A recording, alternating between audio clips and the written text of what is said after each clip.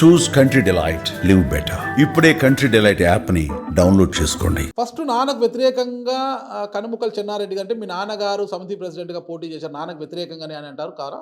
లేదు లేదు ఆ. లేదు.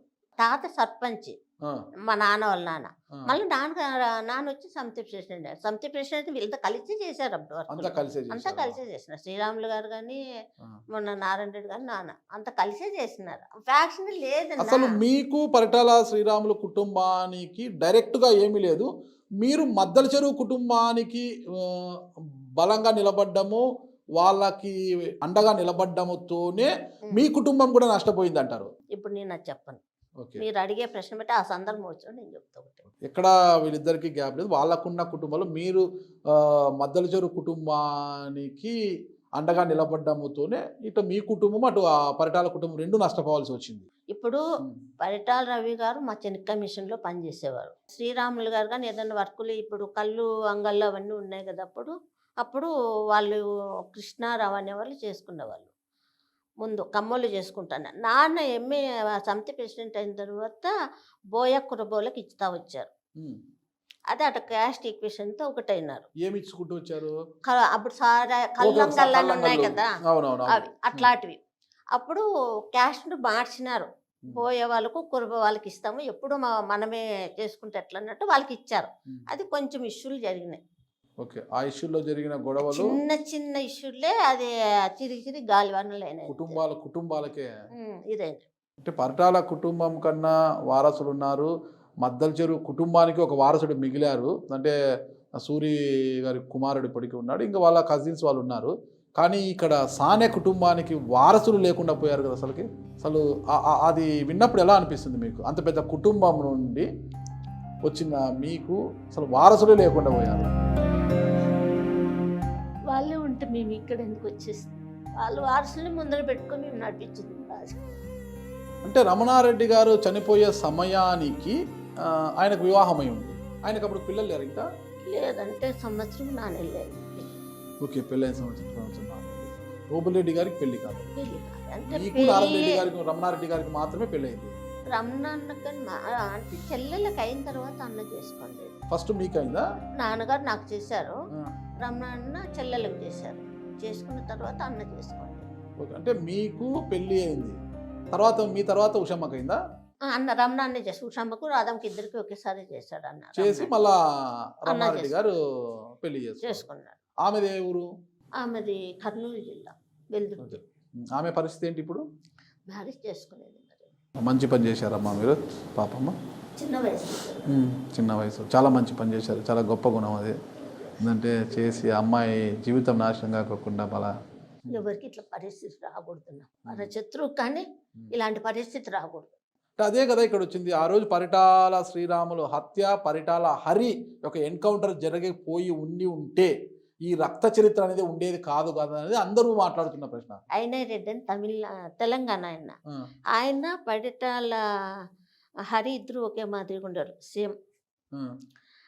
ఆయనను చంపడానికి వచ్చి పోలీసులో ఈయన అనుకొని ఈయన చంపినారు అంతే. ఆయనని చంపాలనే దాంతో ఆయన నక్సలైట్ కదా. ఓకే, ఆ దాంట్లో హరి చంపబడ్డాడు.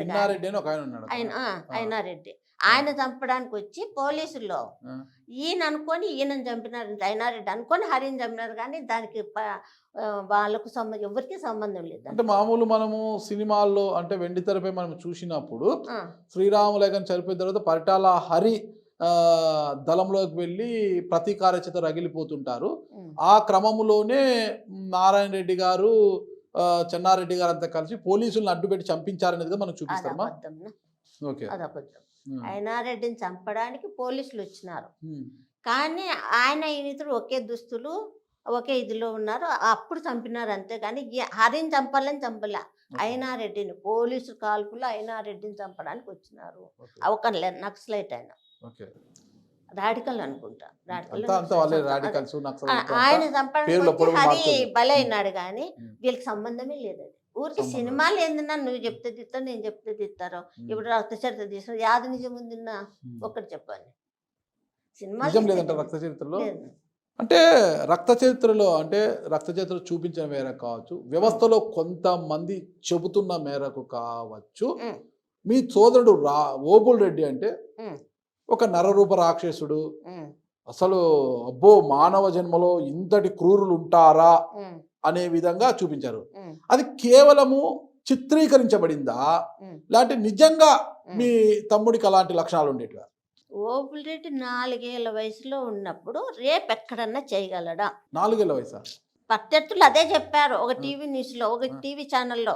ఆ, 70s ఆ, ఒక తమిళనాడులో పట్టు శారీ వేసుకొచ్చినారు ఏడ ధర్మవరం. భార్య భర్త ఇద్దరు వస్తుంటే కూతుర్ని ఇంట్లో పెట్టి ఆ, వస్తే ఇబ్బంది అని ఆ, వాళ్ళు కూతురుగా వెంట పెట్టుకొచ్చారు.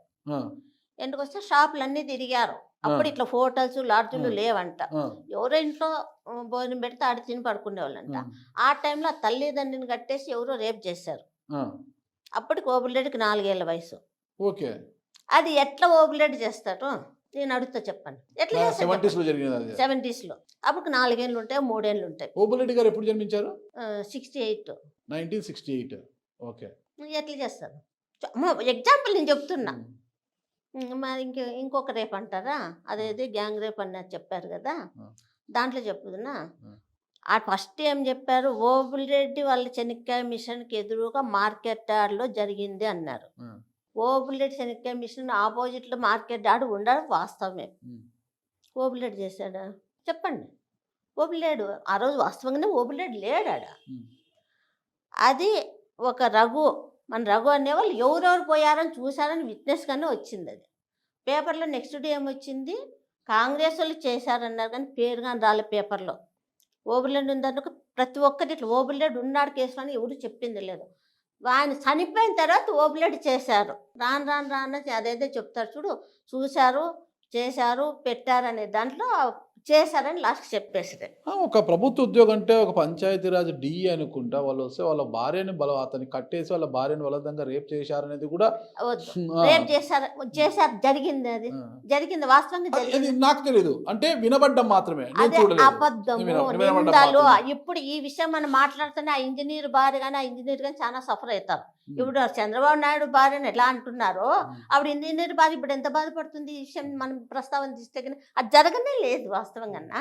జటుక విషయము ఆ ఇంజనీర్ ఏదో గొడవ పడ్డాడు వాళ్ళ ఇంటి దగ్గర, ఏదో ఇష్యూ గవర్నమెంట్ స్థలమే కదా మేము జట్కా పెట్టుకుంటే ఏదో మాట్లాడినాడు. అప్పుడు మా తమ్ముడు ఓబుల్రెడ్డి మాల వేసుకున్నాడు.